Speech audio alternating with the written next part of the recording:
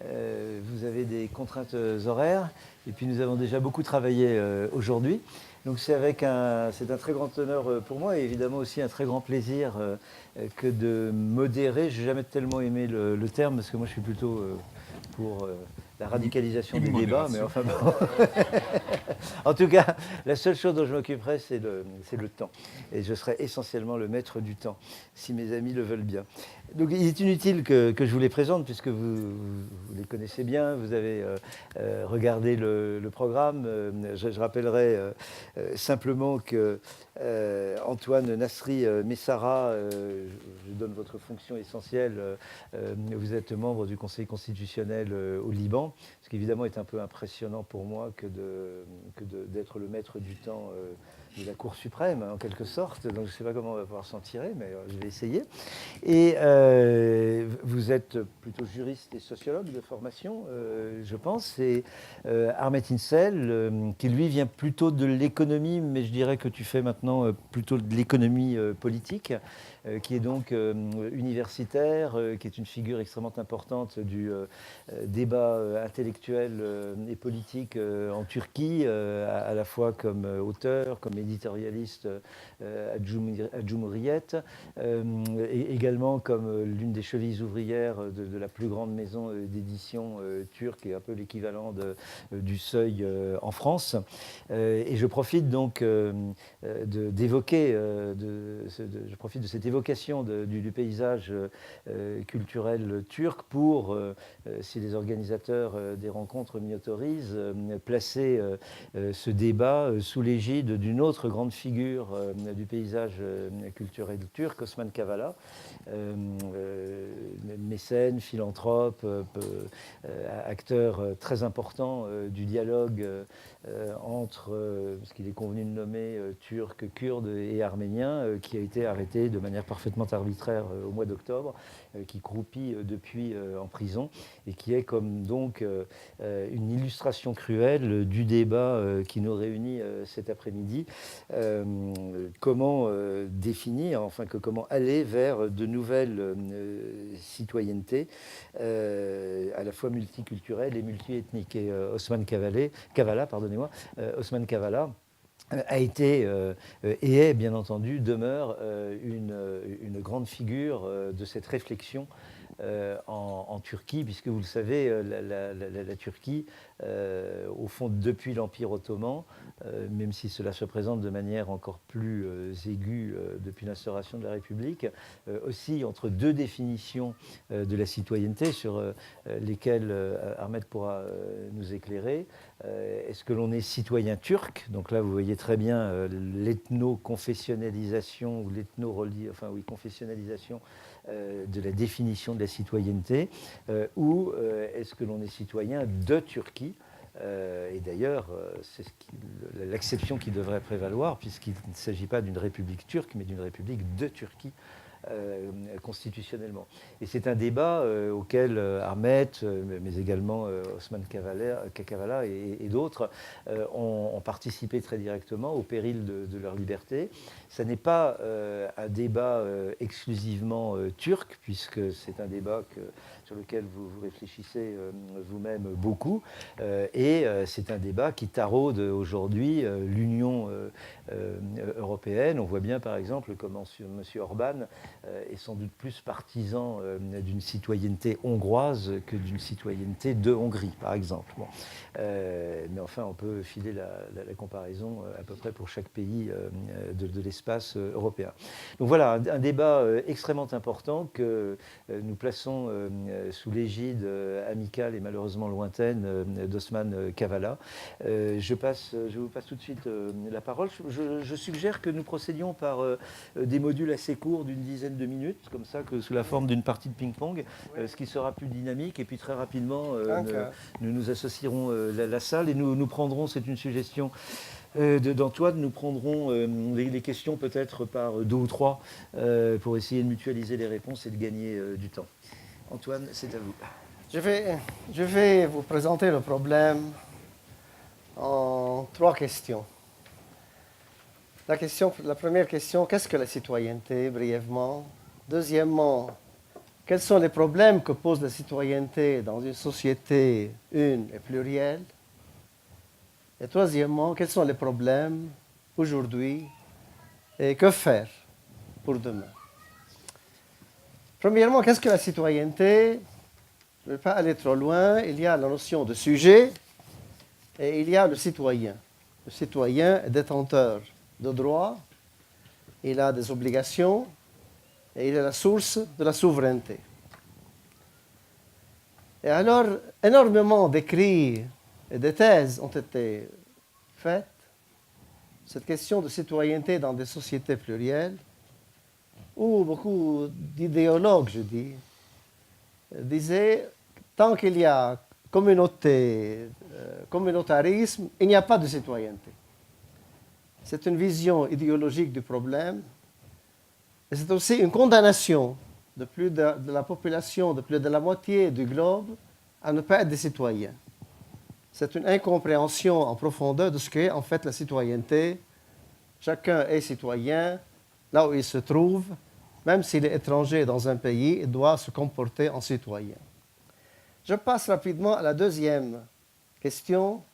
Quels sont les problèmes que pose la citoyenneté dans les sociétés pluricommunautaires? Et là, il y a ici deux perspectives. Souvent, on oublie les deux perspectives. La première perspective juridique et une deuxième perspective culturelle. Parce qu'après ce qu'on appelle le printemps arabe, j'entends beaucoup soulever le problème de la citoyenneté comme si c'était une opération mécanique qui vient d'une opération naturelle et d'une intégration des gens. Non, il y a deux perspectives absolument indispensables. Première perspective juridique, qui consiste à garantir l'égalité et la participation et éviter l'exclusion permanente. Je vous donne l'exemple, pas du Liban, mais peut-être de l'Égypte, où quand on organise des élections législatives en Égypte, sur à peu près 7 millions de Coptes, il y a 1 ou 2 Coptes qui sont élus. Il y a donc un problème d'exclusion. Si une fois, 2 fois, 3 fois, il n'y a pas tel ou tel groupe linguistique ou ethnique ou racial ou communautaire, on peut admettre. Mais tant que l'exclusion est permanente, le système n'est pas démocratique. Et il faut alors trouver des aménagements juridiques pour éviter l'exclusion permanente et garantir l'égalité. Généralement, ces aménagements juridiques consistent soit dans ce qu'on appelle la discrimination positive ou la règle du quota, en accordant un quota de représentation à certains groupes. Et là, cette règle du quota, la discrimination positive, il y a depuis les années au moins 1970 une jurisprudence et des écrits juridiques. La règle du quota n'est pas une règle hors norme, hors de la loi. Et il y a aussi ce qu'on appelle le système fédéral, territorial ou le système fédéral personnel. Et c'est là la constitution libanaise toujours a maintenu ces pratiques qui remontent à l'Empire ottoman. Et en fait, ce sont des pratiques qui s'inscrivent dans la philosophie même de l'islam. La philosophie même de l'islam accepte qu'il y ait dans une société plusieurs ordres juridiques, alors que la tradition occidentale du droit a une tradition de monisme juridique. C'est-à-dire qu'il faut qu'il y ait un seul ordre juridique pour toute la société. Bien sûr, il peut y avoir plusieurs ordres juridiques, mais dans certains domaines délimités. La deuxième perspective, et la première perspective juridique est fondamentale. Parce que tout un patrimoine séculaire de convivialité, de vivre ensemble, peut s'effondrer s'il n'y a pas égalité et s'il n'y a pas participation. Et je vous donne l'exemple même au sein des familles, au sein de la famille. Une famille unie, composée et pas du tout recomposée, et où les membres de la famille s'aiment S'il y a après un problème d'héritage, les conflits surgissent. Sauf si les enfants ont appris le sens de la justice et du droit. C'est-à-dire qu'il y a une perspective juridique au départ fort importante pour la citoyenneté. Et deuxième perspective culturelle, qu'est-ce qu'il faut dans une société plurielle? Et j'ai beaucoup écrit sur cette affaire, il faut un sens, une culture de l'égalité, le sens des pactes, une mémoire collective très importante, une supra-allégeance à l'État, oui. Il y a 6-7 conditions tout à fait particulières et qui ne sont pas contraires à d'autres sociétés. Bien sûr, la supra-allégeance à l'État est fondamentale. J'arrive au troisième point. Quels sont les problèmes que pose aujourd'hui la citoyenneté? Et que faire? Et là, je vous dis, la démocratie aujourd'hui est victime de ses propres progrès. Le progrès est victime de son progrès. C'est un phénomène humain général. Toute chose humaine comporte les germes de sa propre corruption. En quel sens la démocratie est victime de ses progrès? C'est-à-dire qu'elle a développé les droits de l'individu. C'est nécessaire, c'est indispensable, c'est extraordinaire, mais très souvent aux dépens du lien social. Et ça, vous l'entendez déjà. Je l'entendais avec mes petits-enfants quand ils étaient plus petits. Je ne sais pas s'ils continuent à le faire. Quand ils venaient de l'école, j'ai le droit, tu as le droit, il a le droit. Quelle est cette affaire-là? Moi, quand j'étais à l'école, je conjuguais j'aime, tu aimes, il aime, nous aimons, vous aimez. Je leur ai dit, le droit par... Bien sûr, il a le droit. Mais le droit, par essence, organise une relation. Organise une relation. Par essence, le droit organise une relation. Nous avons perdu l'individualisme à outrance, exagéré. Vous le vivez aussi, d'ailleurs, en famille. Il y a une trentaine d'années, il y avait dans chaque famille un air de famille. Le père disait quelque chose, l'épouse suit, les enfants ne disaient rien. Actuellement, c'est un avantage énorme. Moi, je dis mon opinion, mon épouse a une opinion différente. Les enfants, ils sont à l'université, ils travaillent, ils ont d'autres opinions. Ça peut être un motif de discorde, de fragmentation, comme ça peut être une source d'enrichissement mutuel. L'individualisme à outrance se manifeste dans énormément de domaines dans la vie. Quand on vous a parlé d'interdépendance, de solidarité, bien sûr, nous sommes solidaires, nous sommes interdépendants, mais il faut reconnaître la valeur de cela. Le droit aussi est victime de son propre progrès. Le droit. Subjectivisation du droit, inflation juridique, instrumentalisation du droit. Et deuxième, donc individualisme à outrance. Et deuxième chose extrêmement grave qui découle de l'individualisme, c'est l'affaiblissement des États. L'affaiblissement des États. Affaiblissement des États à cause de groupes économiques transfrontaliers, à cause d'organisations transfrontalières, à cause d'organisations militaires para-étatiques, affaiblissement des États. Vous imaginez que ce qu'implique l'affaiblissement des États? Il faudrait vraiment relire les travaux de Norbert Elias, La dynamique de l'Occident, où il raconte comment, durant 4 siècles, l'État a été constitué. Malheureusement, nous maintenons encore une vision péjorative de l'État autoritaire. Mais finalement, la tyrannie, le pouvoir, l'État autoritaire, ça ne correspond plus à la notion aujourd'hui de l'État de droit qui est régi par des normes et qui est régi par des règles, par une autorité. Et alors, dans la citoyenneté, il y a la loi. Et dans la loi, il faut obéir. Il faut obéir à la loi. Il faut respecter l'autorité. Il y a quelques années, quand il y a eu beaucoup de troubles dans les banlieues de Paris, un ministre de l'Éducation avait dit, il y a un problème. Je vais organiser tout un programme, l'école du respect. L'école du respect.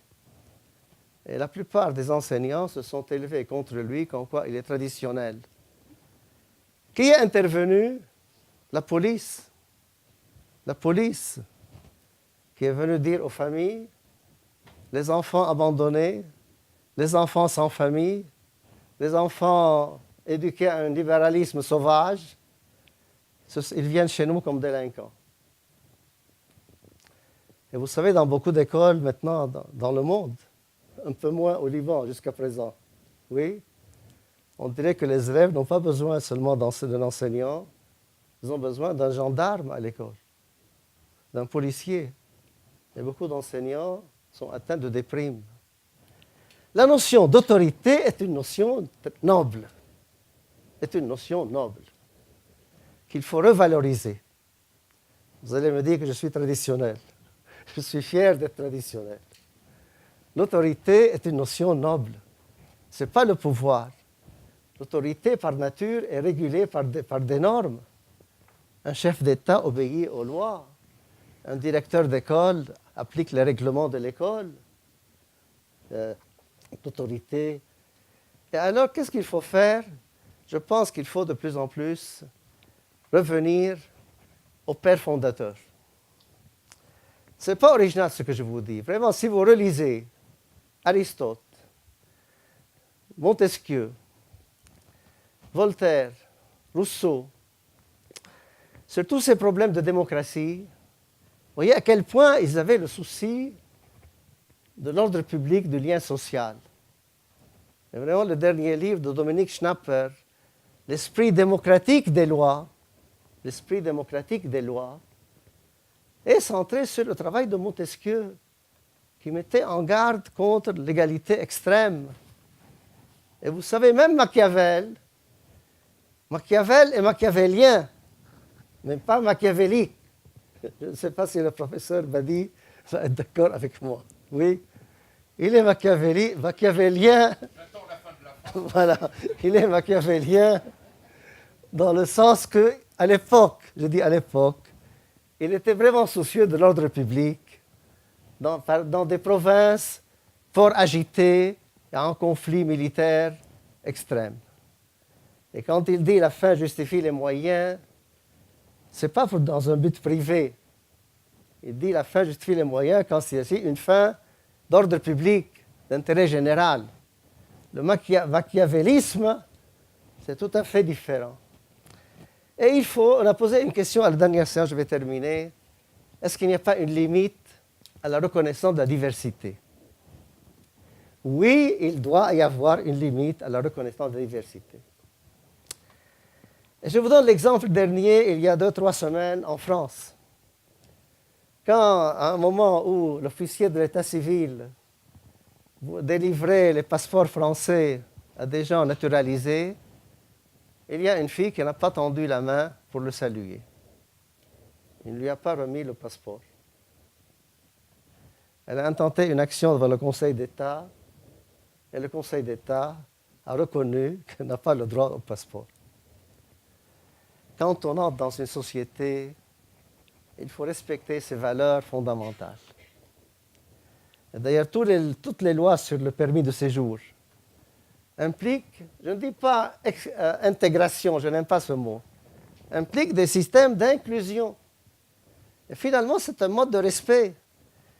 Et je pense que dans le cas du Liban, c'était le sujet de ma première conférence, il y a un très grand risque pour les sociétés de ne pas reconnaître des limites à la reconnaissance de la diversité en adoptant, je ne dis pas exclusion, je ne dis pas rejet, je ne dis pas discrimination, mais il faut reconnaître, il faut respecter les valeurs fondamentales d'une nation. Et je pense qu'il y a un problème dans toutes les nations du monde aujourd'hui.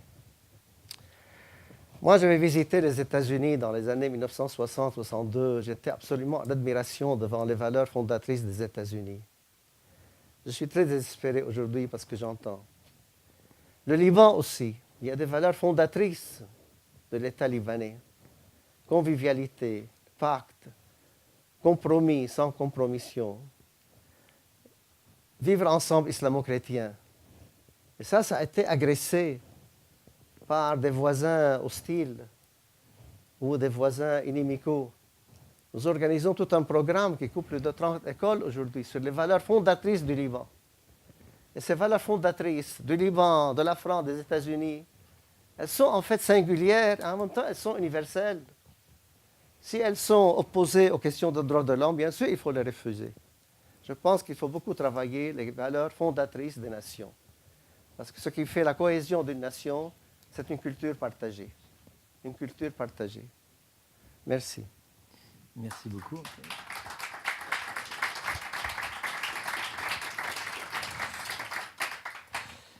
Ahmet, après nous avoir prouvé ta souplesse. Alors, la question, depuis hier, je viens en permanence sur ce qu'on peut faire aujourd'hui dans l'ère ex-Empire ottoman, et évidemment au Liban ou en Syrie, dans toute l'ère en question, y compris les Balkans, les traces à la fois au niveau de l'imaginaire sociopolitique et au niveau des constructions de l'État, les traces de l'Empire ottoman restent, et y compris évidemment dans la Turquie moderne contemporaine. Et aujourd'hui, il est très à la mode de dire, notamment chez les conservateurs, mais aussi chez les modernistes nationalistes en Turquie particulièrement, mais je l'ai entendu aussi dans beaucoup d'endroits au Moyen-Orient, il faut revenir à la tolérance de l'Empire ottoman. C'est la tolérance de l'Empire ottoman, cette tolérance de l'ordre ottoman qui était finalement la solution la meilleure. Alors moi, je vais essayer de déconstruire cette croyance pour vous montrer que la tolérance en question, ce fut et ça reste aujourd'hui, si on met en avant que la tolérance, et principalement la tolérance, c'est le cache-sexe de la domination. L'Empire ottoman était un empire qui était multiconfessionnel, mais l'État était bien uniconfessionnel. Jean-François en a parlé, à telle enseigne que l'empereur, le sultan, depuis le XVIe siècle, depuis le début du XVIe siècle approximativement, il a le titre de calife. Ils ne l'ont pas beaucoup utilisé pendant longtemps. Au XIXe siècle, voyant un peu l'Empire s'effriter, la fonction califale est devenue de plus en plus présente pour pouvoir recréer une union autour d'identités musulmanes. Mais en même temps, évidemment, dans la tradition byzantine qui a été transmise à l'Empire ottoman, c'était un empire césaro-papiste, c'est-à-dire d'un côté il y a le sultan, mais le sultan il n'est pas en même temps le pape, mais il est en même temps le pouvoir qui décide de qui va être le représentant de la religion, du chef de la religion, du cheikh l'islam. Dans cette société qui est naturellement inégalitaire, où la hiérarchie des valeurs, hiérarchie des communautés est naturellement admise par tout le monde. Il y a les musulmans sunnites, il y a les non-chrétiens, après il y a les juifs, il y a après les tziganes, dont on ne sait pas très très bien, et puis un peu à côté, mais cette fois-ci sur le terrain hétérodoxe, il y a les musulmans hétérodoxes, les alévis, dans le cas de l'Empire ottoman principalement, c'est-à-dire des chiites locaux hétérodoxes de la Turquie. Cette société a une conception de la justice largement partagée où l'ordre de cette hiérarchie doit être respecté et chacun est maître dans son espace. Vous avez dit effectivement, c'est une société multi-droit, c'est-à-dire que chaque communauté, sauf les alévis qui ne sont pas reconnus, là-dessus justement je reviendrai, Mais les non-musulmans, ils ont leur espace, leur église, leur enseignement, leur indépendance, mais chacun a des limites imposées par le pouvoir, par le dominant, au-delà duquel sa légitimité disparaît. Par exemple, les chrétiens ne peuvent pas s'habiller n'importe comment, ils ne peuvent pas porter certaines couleurs, ils ne peuvent pas construire d'églises, ils sont obligés de se contenter avec les églises existantes. De nouvelles églises ne sont pas autorisées. Ils ne peuvent pas faire sonner les cloches pour appeler à la prière, etc., etc. Bon. Cette société est une société d'ordre et le concept de justice dans cette société, c'est tout ce qu'il faut pour que la reproduction de cet ordre très hiérarchique est respectée et chacun vit plus ou moins dans une liberté, relative.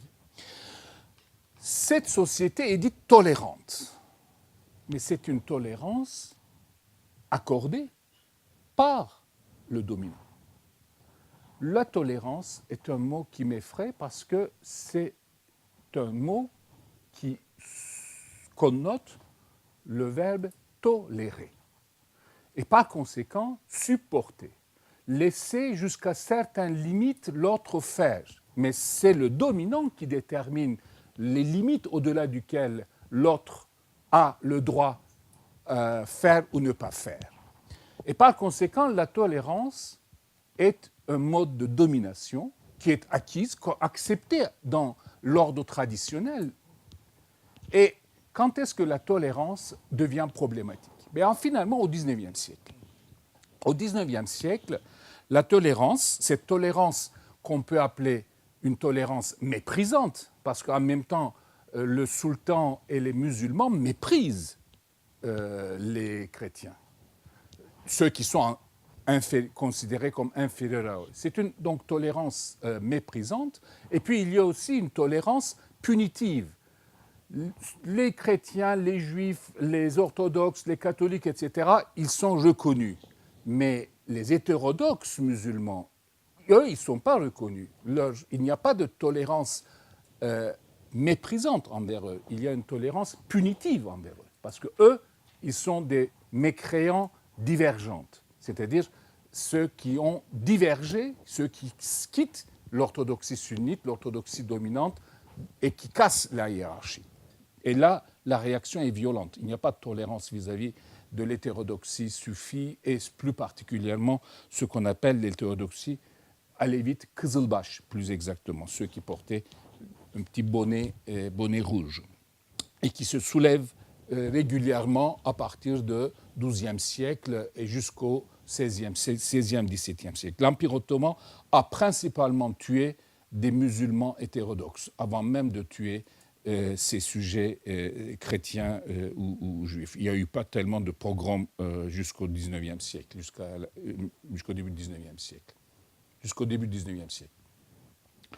La question se pose avec l'irruption de la question de l'égalité. La tolérance, c'est là, à ce moment-là qu'on voit justement les limites du concept de tolérance de l'Empire ottoman, c'est quand les autres demandent demandent l'égalité. Comment on va faire la tolérance avec l'égalité? L'égalité, c'est pas tolérer l'autre. L'égalité, c'est reconnaître l'autre comme ses égaux. Alors, en 1856, Jean-François connaît bien j'ai dû raconter une fois aussi dans une autre conférence où tu étais là. En 1856, l'Empire ottoman décide de proclamer, le sultan décide de proclamer un firman qui s'appelle le firman de la réforme, Islahat Reformu, un peu sous la pression des alliés occidentaux qui ont aidé l'Empire ottoman à chasser ou empêcher les Russes d'occuper la Crimée. C'est après la guerre de Crimée, donc. L'Empire ottoman annonce un firman qui dit textuellement « Désormais, tous mes sujets ottomans sont égaux en droit ». Donc là, toute la la tradition hiérarchique de l'Empire ottoman est effondrée d'une certaine manière. Et il faut que cette firman soit lu publiquement, pour qu'il soit officiel, il faut que ce firman soit lu publiquement devant un parterre de notables, et il faut qu'il y ait une prière lue par un imam. Pendant à peu près 1 jour, 2 jours, on n'arrive pas à trouver un imam sunnite qui accepte de lire cette prière avant la lecture de ce firman. Bon, on retrouve un, et le premier vizir sort le firman, le lit, et il le dit à la fin: je range ce firman et j'espère que je n'aurai pas l'occasion de le sortir une deuxième fois. Donc, première chose. Et deuxième chose, on lance des crieurs, il n'y a pas de radio, des crieurs aux 4 coins de la Turquie pour expliquer le firman. Et le crieur commence à dire: désormais, il est interdit d'appeler le mécréant mécréant. Et troisièmement, lors de cette lecture de cette firman, il y a l'archevêque orthodoxe, il y a l'archevêque arménien, il y a le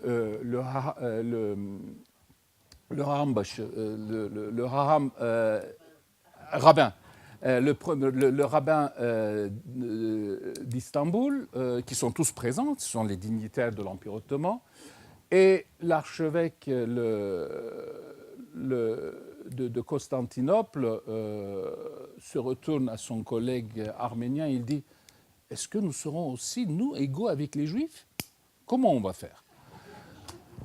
Vous voyez, cette question d'égalité travaille jusqu'aujourd'hui en Turquie et dans la région. L'égalité n'est pas une valeur acceptée dans la région. Je ne sais pas si c'est une valeur acceptée ailleurs, mais fondamentalement, aujourd'hui encore, notre problème majeur en Turquie, c'est que la majorité sunnite turcophone n'accepte pas l'égalité de droit avec les minorités religieuses, avec les minorités confessionnelles hétérodoxes, avec les minorités ethniques, et c'est tout notre problème. La Turquie est un pays divisé avec plusieurs fractures sociales. Et c'est la majorité qui donne le là. Et comment faire dans une démocratie quand la majorité a la majorité des voix? La Turquie est un pays à peu près 80% sunnite, à peu près 75% turcophone. Comment, dans ce cas-là, dès lors que cette majorité refuse d'admettre l'égalité avec l'autre, comment faire?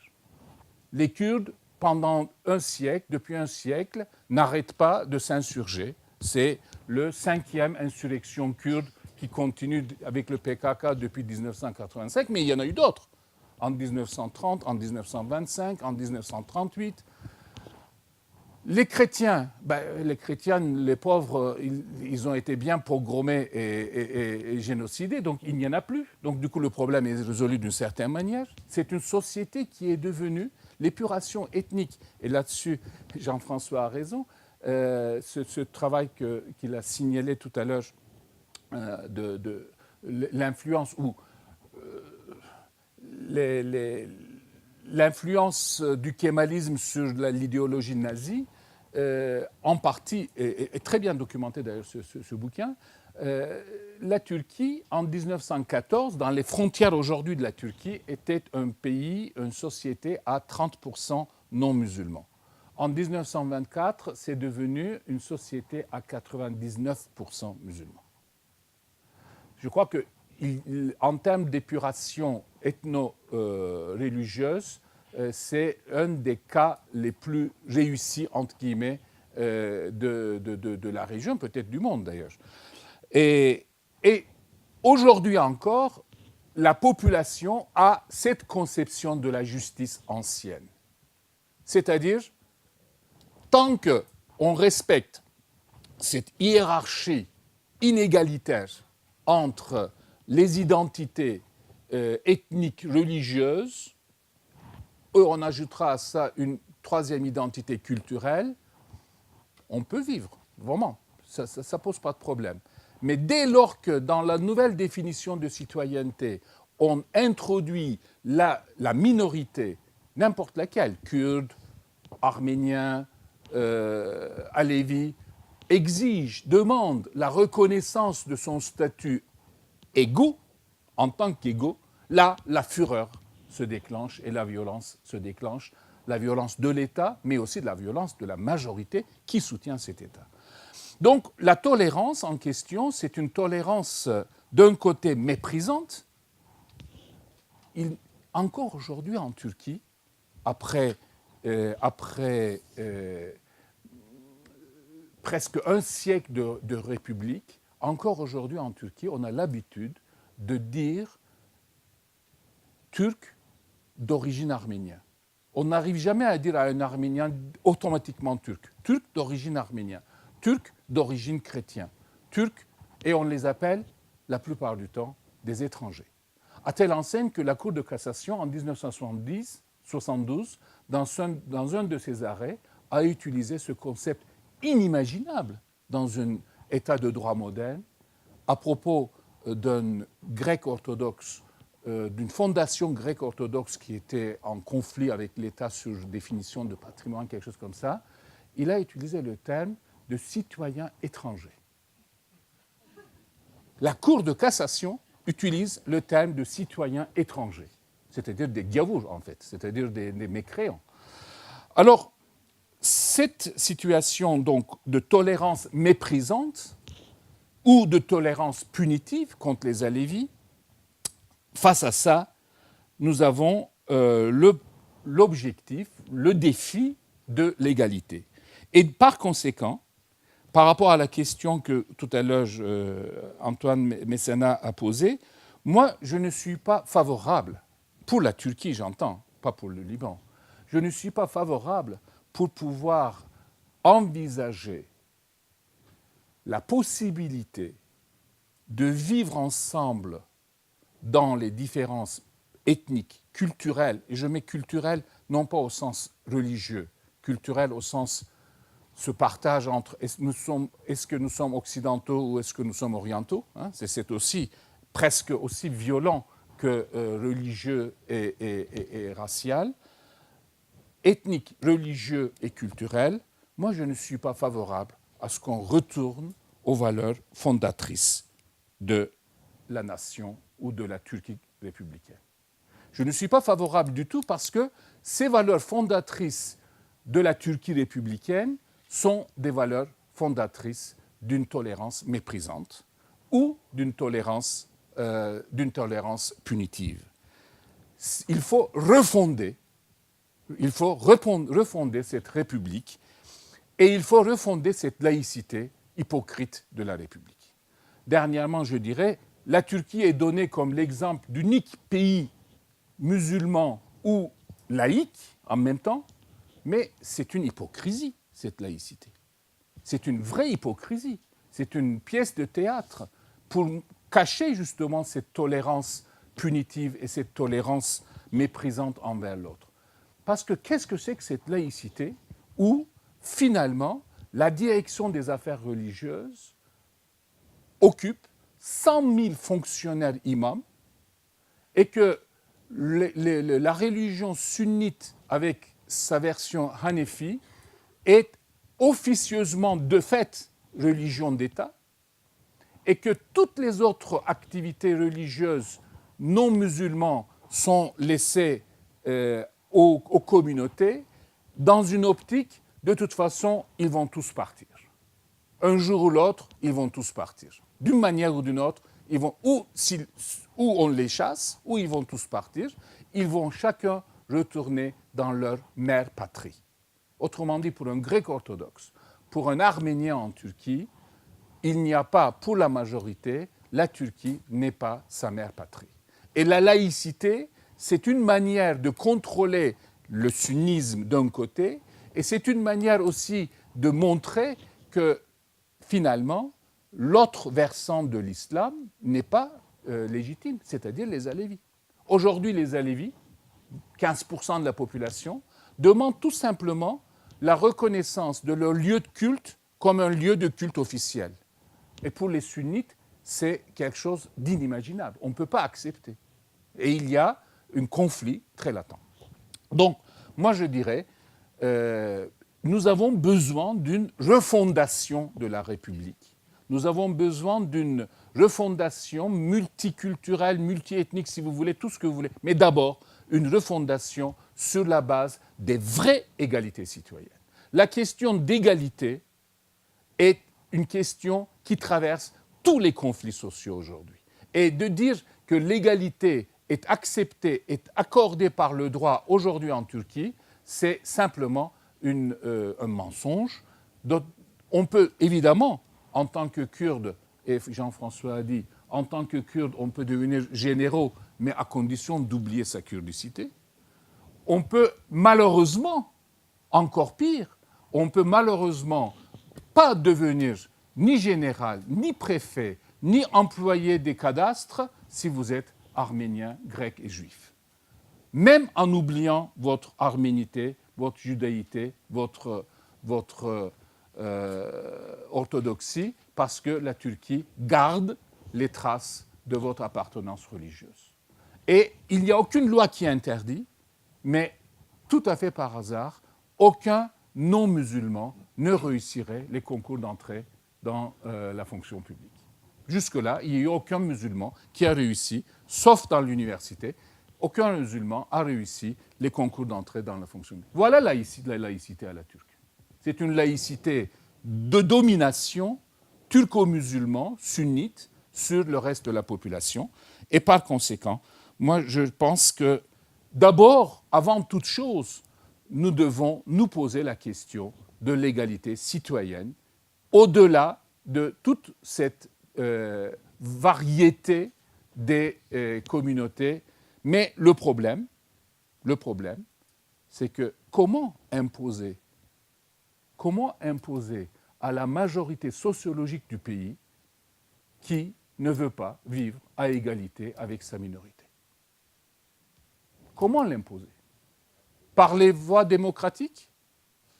Oui, mais par les voies démocratiques, on perd les urnes et Tayyip Erdogan, jusque-là, a justement gagné régulièrement les élections parce que Tayyip Erdogan, par exemple, représente cette majorité sociologique turque, sunnite et conservateur.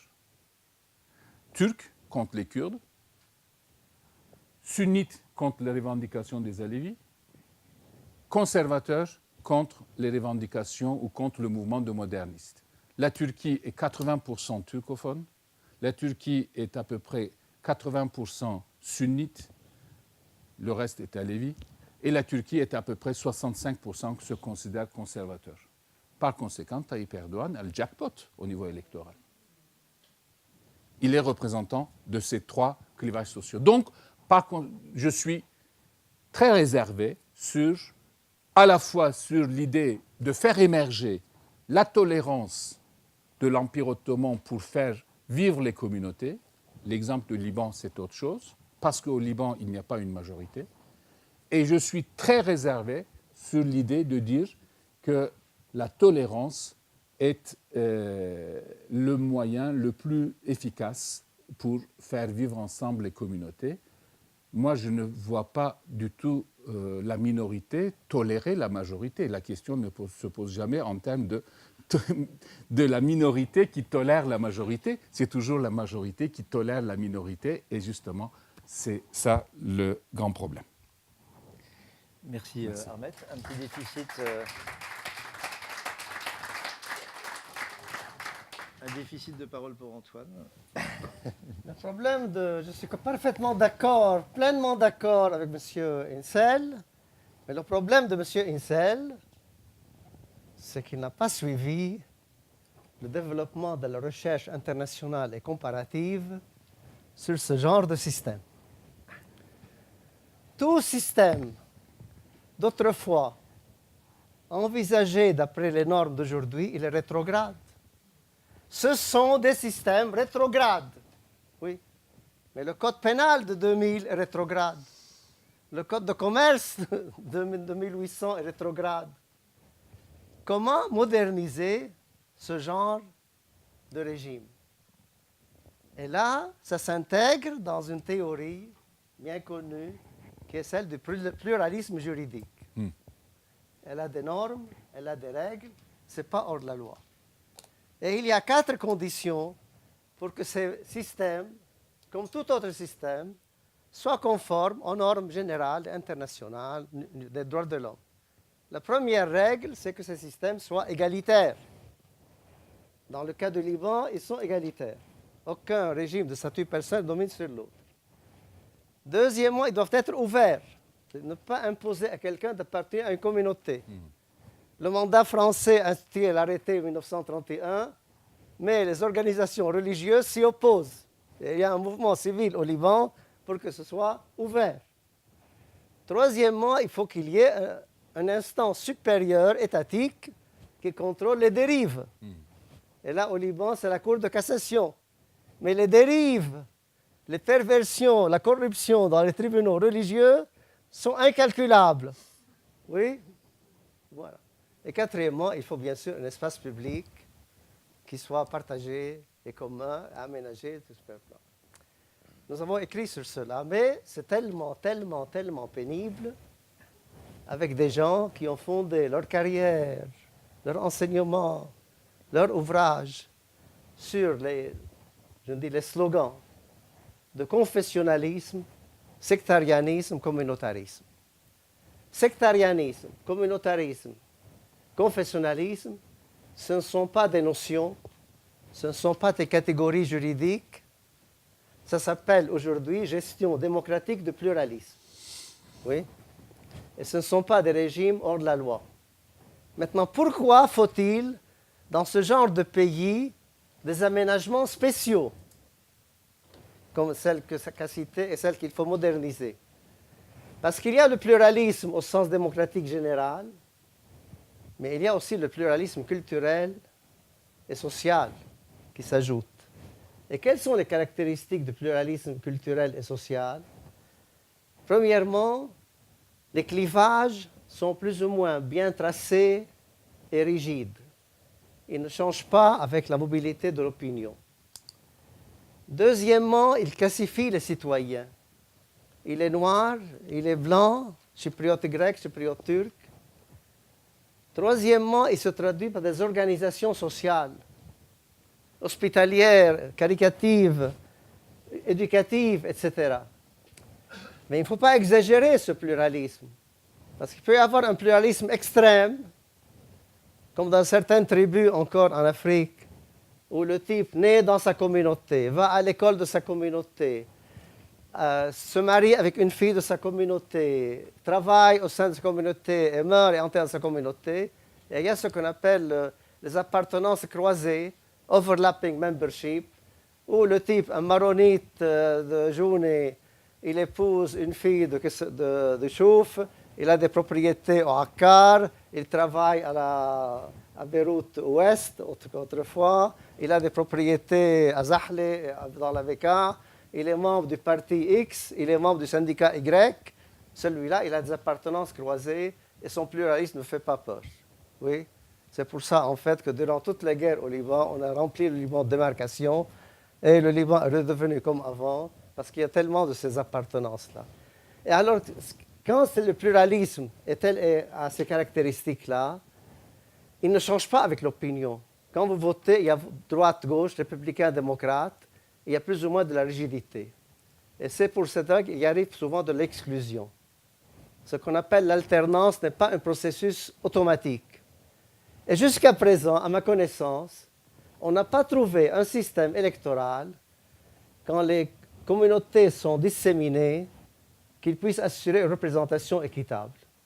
Et ce que nous disons, ça existait, ces pratiques ottomanes, ça existait dans certains États de la Russie d'autrefois. C'est un problème qui se posait à Bruxelles, qui est multilingue. C'est un problème qui se pose au Nigeria, où ils ont à 10 reprises changé de configuration des provinces sans résoudre le problème des ethnies. C'est un problème qui se pose aussi en Inde.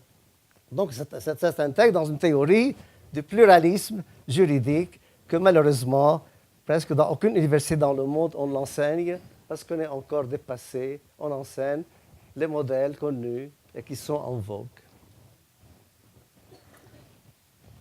Maintenant, la question de la tolérance, c'est la définition de l'UNESCO qu'il faut adopter.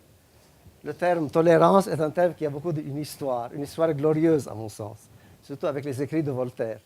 Alors il faut prendre la définition de l'UNESCO de la tolérance, et pas les pratiques. Maintenant, le terme zimma, c'est un terme d'une noblesse inouïe en arabe. Il signifie je te garantis, mais ça a été interprété, appliqué mal, bien sûr. Mais le mot zimma, au départ, est un mot très positif.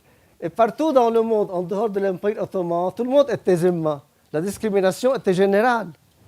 Je vous ai cité la dernière fois le cas après la Saint-Barthélemy, le massacre de la Saint-Barthélemy. Une fois, une loi, un roi, et on a chassé les protestants de France. Donc la discrimination était généralisée. Ce n'était pas seulement dans les pays musulmans et arabes. Ahmed, tu... Oui. Je ne suis pas contre, je suis pour, mais il faut moderniser ça. Oui.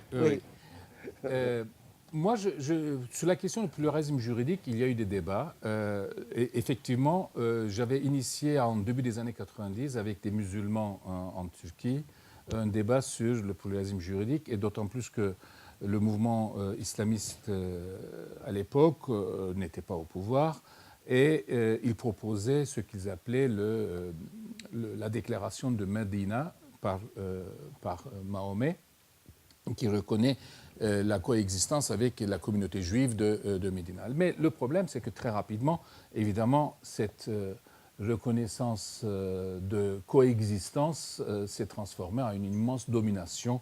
Mais je suis toujours très réservé à essentialiser une religion par rapport à ça. Je pense que, généralement, le problème se pose au niveau religieux, mais aussi au niveau ethnique, dès lors qu'une majorité a une conscience de sa majorité par la base ethnique ou religieuse.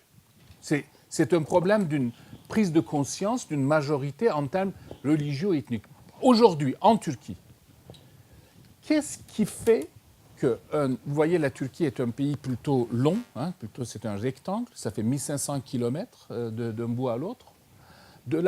À la frontière bulgare, un Turc sunnite de la frontière bulgare à Edirne, qu'est-ce que ça peut lui faire qu'à 1500 km plus loin, à la frontière, au croisement de la frontière d'Iran et de l'Irak, dans le bout kurde de Hakkari, les enfants de parents kurdes apprennent, soient scolarisés dans des écoles en langue maternelle kurde.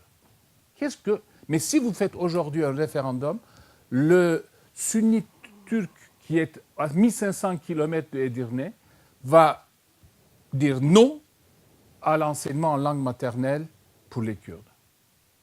Qu'est-ce qu'il perd? Qu'est-ce qu'il perd? Bon, il y a évidemment cette peur de les Kurdes vont demander leur indépendance, la prochaine étape. Bon, mais les Kurdes, ils vont encore plus demander leur indépendance. Si on ne leur donne pas ce droit, un jour ça va arriver. C'est inévitable. Alors qu'en donnant les droits d'égalité à la minorité, on peut peut-être plus commencer à coexister avec eux. Mais le problème, c'est que la majorité sunnite turque, donc je ne généralise pas ailleurs, je parle d'une expérience turque, la majorité sunnite turque dont je fais partie, totalement, il a parlé tout à l'heure de turc blanc, je pense que je suis parfaitement turc blanc de tous les côtés, et cette majorité turque sunnite hanéfite ne supporte pas l'égalité avec les autres. Ne supporte pas l'égalité. C'est vraiment, je dirais, un phénomène culturel à étudier profondément. Ne supporte pas l'idée d'égalité avec les autres. Premièrement. Deuxièmement, qu'est-ce que c'est que cette société? Et le Liban, dans ce cas-là, est intéressant pour répondre à la question que je pose. Qu'est-ce que c'est que cette société où la totalité des identités, je ne dis pas la communauté, la totalité des identités, les musulmans, les modernistes, les Kurdes, les Alévis, les sunnites, tout le monde se considère comme victime de l'autre. Mais tous, y compris la majorité, se considèrent comme victimes de l'autre. Les sunnites se considèrent comme victimes des kémalistes. Les Kurdes se considèrent comme victimes des Turcs, évidemment. Les Alévis, victimes des sunnites. Les rares chrétiens qui restent, victimes des Turcs et musulmans. Les musulmans considèrent victimes d'une minorité moderniste qui les a imposés pendant des années une aliénation culturelle. Et en revanche, désormais, y compris les généraux, se considèrent comme victimes des musulmans qui les ont mis en prison. Tout le monde est victime de tout le monde. C'est une société, mais qui n'est pas passée à l'acte d'une guerre civile comme dans le cas de Liban, mais c'est une société qui vit potentiellement dans une logique au cran d'arrêt d'une guerre civile. Et cette société a peur d'elle-même, cette société a peur de l'égalité, cette majorité a peur de l'égalité, des revendications de l'égalité de l'autre. Autrement dit, ce que l'autre gagne, il considère comme quelque chose qu'il perd. Et qu'est-ce qu'il perd? Il n'arrive pas à l'expliquer. À la rigueur, on pourrait résoudre le problème. C'est que si on arrivait à ce que l'épicier à Edirne pouvait expliquer ce qu'il perd si le fils de l'épicier de Hakkari suit un enseignement en langue maternelle kurde. Il est incapable de l'expliquer. Mais il le vit comme une perte. Et c'est encore plus grave. Parce que dans ce cas-là, c'est tout le fantasme de main de l'étranger, du complot, etc., etc. Donc, moi, je suis vraiment très... je suis d'accord sur le pluralisme juridique dans certaines manières. Sur ce que vous avez dit est tout à fait juste, parce que ce pluralisme juridique n'est pas le pluralisme juridique à l'ancien, où enfermer les communautés dans ces communautés, qu'il puisse être ouvert avec des circulations.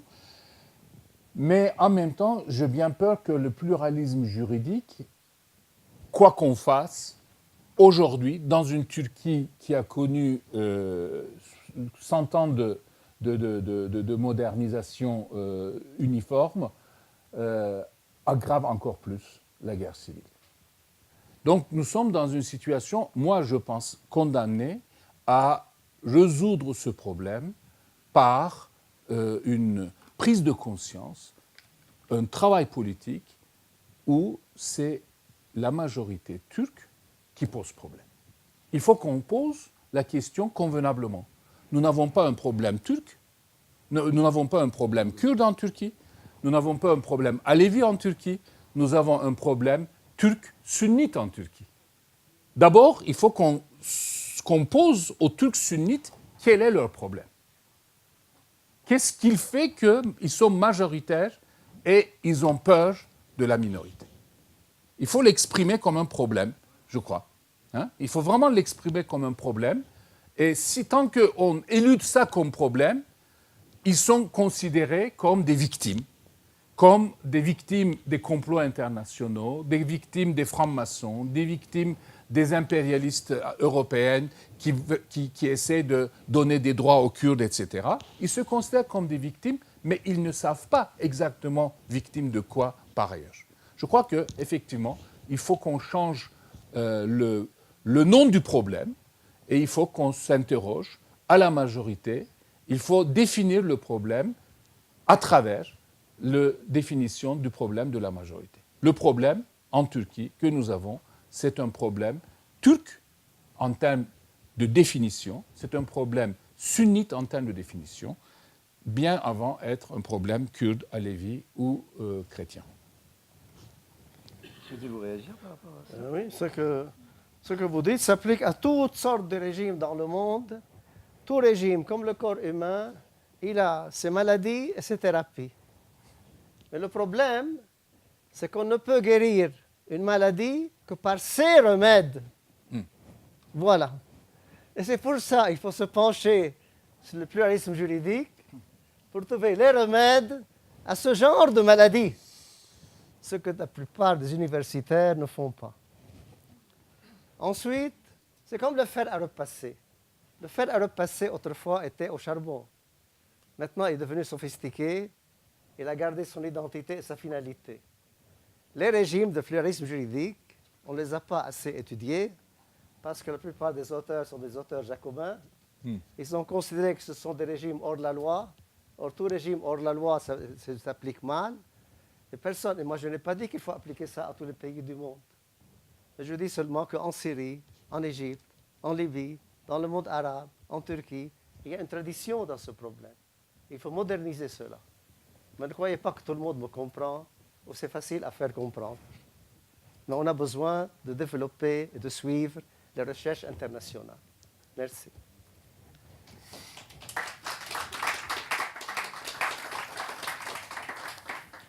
Je voudrais peut-être, avant d'ouvrir le débat, le compliquer, fidèle à ma réputation, en introduisant une autre partie du monde, mais qui est assez intéressant à titre justement de contraste, pour modifier l'aune de réflexion.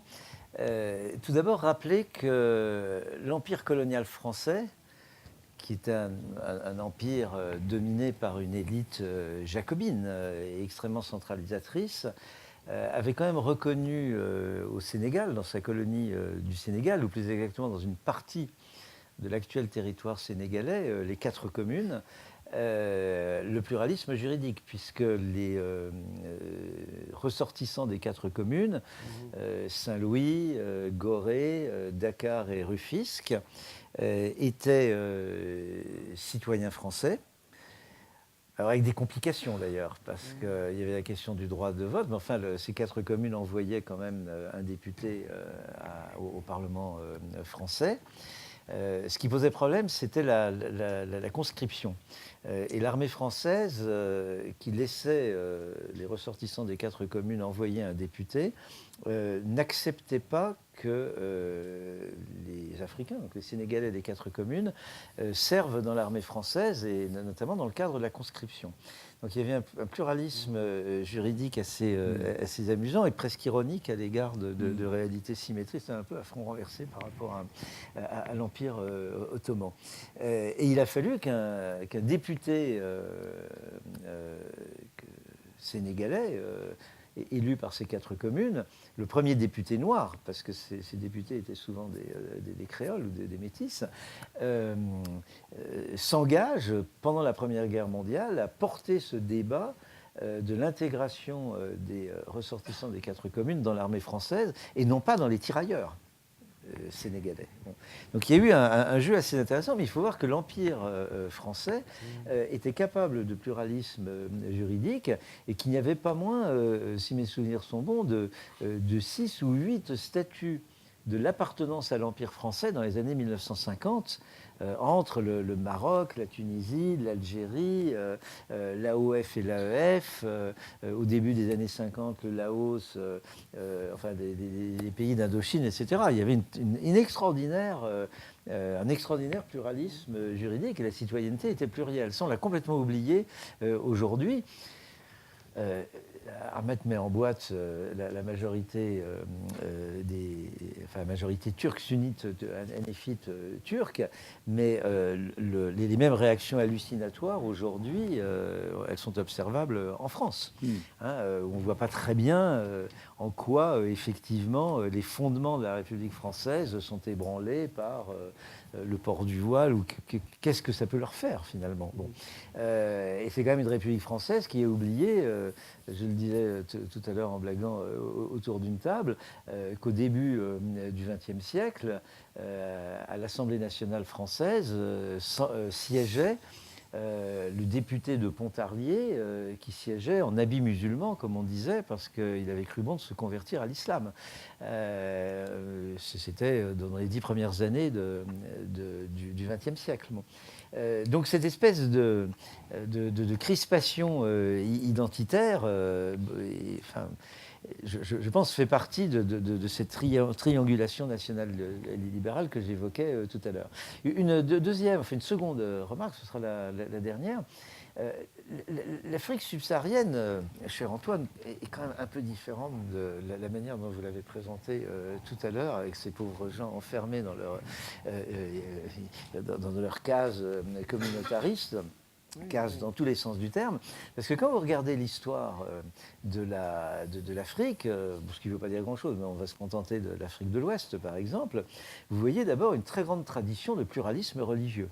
Par exemple, dans leur grande sagesse, les souverains Ashanti, qui n'étaient pas du tout musulmans, trouvaient bon d'avoir des conseillers musulmans autour d'eux, selon le bon vieux principe de l'assurance tout risque. Bon, et puis c'était utile en termes de commerce, en termes, on dirait aujourd'hui, de globalisation, etc. Donc vous avez une très grande tradition de pluralisme religieux qui s'exprime même par le butinage religieux. C'est-à-dire qu'on passe d'un temple à l'autre, d'une religion à l'autre, etc. Les gens zappent volontairement sur le plan religieux. Et par exemple, chez les Yoruba, qui est une société qui a été déchirée par une guerre civile, par le djihad, etc. Vous avez aujourd'hui des familles Yoruba au sein desquelles il y a des musulmans, des chrétiens, etc. Tout ça communiant par ailleurs dans le culte des esprits, des ancêtres. Et bon. Donc il y a une très solide tradition de pluralisme religieux. Il y a une très vieille tradition. Et je tiens à le dire parce qu'on pourrait interpréter les propos, par exemple, d'Ahmed en disant « mais bien sûr, ces pauvres musulmans, ils n'ont jamais compris la différenciation du politique et du religieux ». Je rappelle que c'est erroné, que l'islam et les musulmans distinguent évidemment parfaitement les deux principes, qu'il y a même des mots pour cela, mais les Africains, qui sont particulièrement arriérés, comme chacun le sait, par exemple au Sénégal, à partir du XVIIIe siècle, dans le royaume du Cayor, ont parfaitement reconnu cette dissociation, cette différenciation des champs politiques et des champs religieux, et que par exemple les Mbaké, dont Cheikh Amadou Bamba, le fondateur de la confrérie des Mourides au début du XXe siècle, est issu, et qui était donc un lignage de lettrés religieux, de chair ou d'ouléma, comme vous voulez, se tenait toujours à distance du pouvoir royal, et qui était d'ailleurs une distance territoriale. Ils n'établissaient jamais leur village à proximité de la cour royale, sans être pour autant dans la dissidence. Bon. Et donc, ce qu'on appelle la laïcité, parce que les Sénégalais eux-mêmes nomment la laïcité sénégalaise, repose d'abord sur un accommodement entre les confréries et l'État, qui a été conclu au moment par le colonisateur français au moment de la séparation des cultes et de l'État en 1905. Bon, c'est assez ironique, toujours le front renversé. Et par ailleurs, cette république confrérique, cette espèce d'islam confrérique ou d'islam républicain confrérique au Sénégal, ce n'est pas simplement l'œuvre du démiurge colonial, cela s'inscrit dans une vieille tradition pluriséculaire de distinction du politique et du religieux qui est propre à l'historicité même des sociétés sénégambiennes. Et dans ce contexte, vous avez effectivement du pluralisme juridique, mais qui repose sur des négociations, et comme toute négociation, qui repose sur des rapports de force, voire sur des conflits. Mais vous avez une diversité de droits. Vous avez des droits d'usage qui sont négociés éventuellement dans la longue durée par des catégories différentes, pasteurs, pêcheurs, agriculteurs, souverains éventuellement. Et sur cela, c'est surajouté le droit, on va dire, le droit positif à l'occidental. Tant et si bien que quand vous achetez une maison, par exemple, en Afrique subsaharienne, vous êtes très directement confronté à ce problème de pluralisme juridique, puisque vous avez toujours quelqu'un qui peut opposer à votre titre de propriété de nature, on va dire, capitaliste et rationnelle légale, un autre type de droit. Et pour reprendre le titre d'une anthropologue, aucune condition n'est permanente, bon, et notamment une propriété. Donc le pluralisme juridique est sans doute une forme d'accommodement politique, mais peut-être également lourd de conflits juridiques dans la sphère économique qui se traduisent inévitablement dans la sphère politique, en particulier par le biais de l'idéologie de l'autochtonie. Et aujourd'hui, en Afrique subsaharienne, le problème n'est pas religieux, il n'est pas ethnique, c'est la montée de revendications politiques sur le mode de l'autochtonie et sur le mode du « j'étais là avant ». vieux cri dans les cours de récréation. Voilà, je voulais introduire ces remarques pour complexifier davantage la discussion, mais peut-être peut-on ouvrir... Oui, j'ajouterai un peu sur la question que j'étais en avant, et c'est un grand problème en Anatolie. Qui est en avant en Anatolie? En fait, les populations autochtones anatoliennes qui étaient avant, les Kurdes, ils sont là depuis 3 millénaires, on arrive à trouver leurs traces. Ben, les chrétiens ou les populations locales christianisées à partir de 2e, 3e siècle, même très tôt, bon, ils sont peut-être autochtones, mais c'est peut-être la population la moins autochtone, ce sont les Turcs.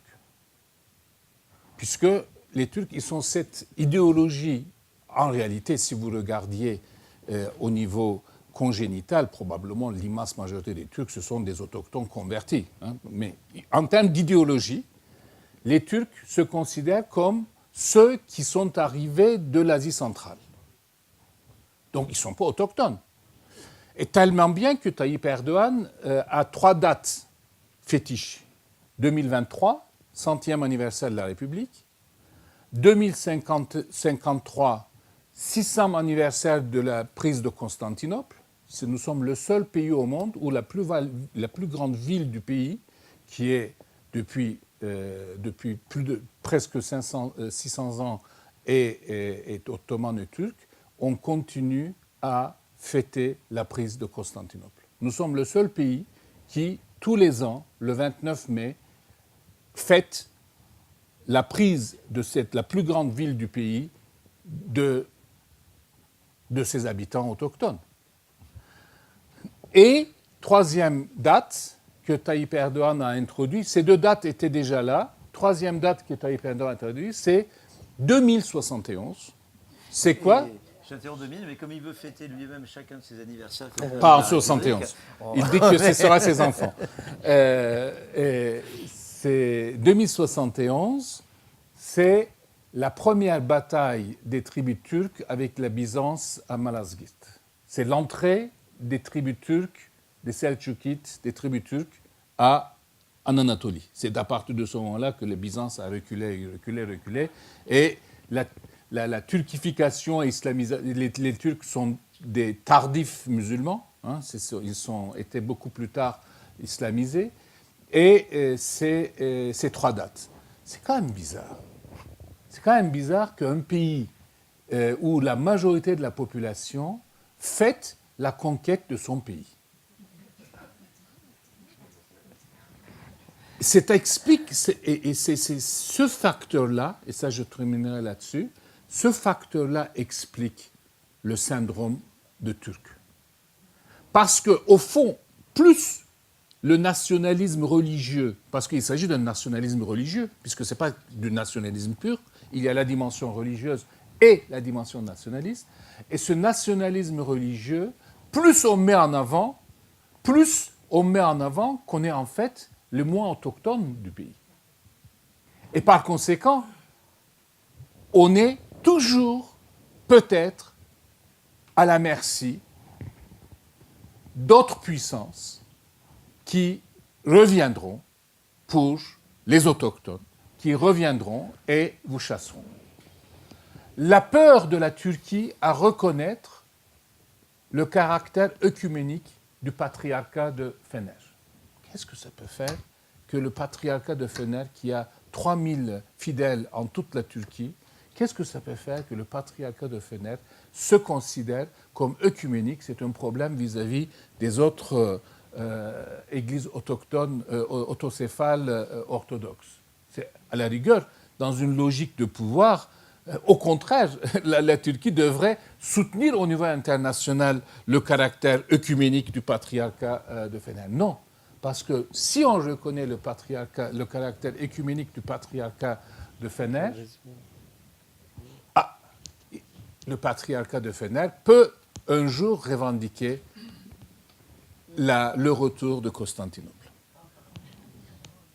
Et oui, puisque vous fêtez tous les ans la conquête de ce pays, donc de cette ville, c'est quelque chose qui était inoubliable.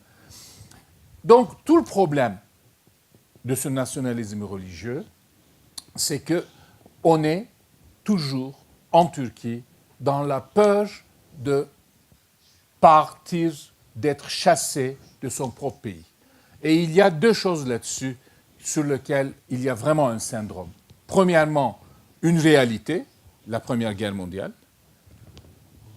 On a parlé de la Turquie ce matin, cet après-midi. Jean-François Bayard a parlé de l'exemple de Mustafa Kemal et des nationalistes d'Union et Progrès qui ont remis en cause, le seul traité qui a été remis en cause après la Première Guerre mondiale, c'est le traité de Sèvres. Hein? Sinon, le traité de Trianon, le traité de Versailles ont été appliqués. Le seul traité qui a été remis en cause, c'est le traité de Sèvres. Et c'était quoi le traité de Sèvres? C'était justement la fin des Turcs en Anatolie. C'était perçu comme ça. Donc nous appelons ça le syndrome de Sèvres qui est très très vivace aujourd'hui. Les pouvoirs occidentaux veulent rechristianiser la Turquie. C'est quelque chose qui est inoubliable dans les gènes turco-sunnites, si vous voulez. Et y compris l'Union européenne est considérée un peu comme ça. Ça, c'est un premier syndrome. Et le deuxième syndrome, c'est chaque fois qu'on creuse en Turquie quelque chose, les traces des autochtones surgissent. De tous les côtés surgissent les monuments grecs, les monuments arméniens, les monuments géorgiens, mais surtout les monuments grecs, arméniens, etc. Donc, comment faire en sorte que cette histoire, en fait, ne soit pas un cauchemar? Et effectivement, l'histoire ne devient pas un cauchemar quand on commence à nier l'histoire et à reconstituer une fantasmagorie historique comme quoi les Turcs sont là depuis 3000 ans. Mais ce n'est pas les islamistes nationalistes qui ont inventé ça, ce sont les kémalistes.